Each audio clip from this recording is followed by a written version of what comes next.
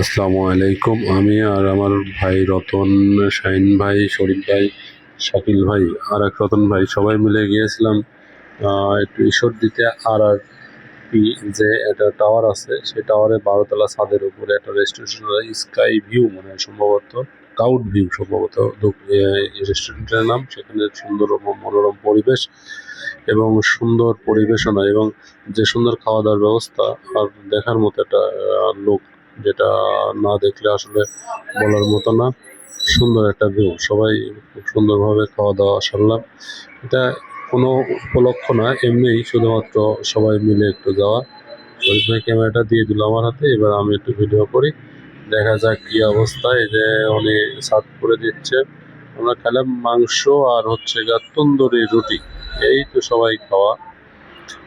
যাই হোক, মোটামুটি ভালো পরিবেশ। কালো ভুনা অবশ্য ছিল, এটা কালো ভুনা আর হচ্ছে তন্দুরি রুটি, এই হচ্ছে খাওয়া দাওয়া। তো দেখা যাক।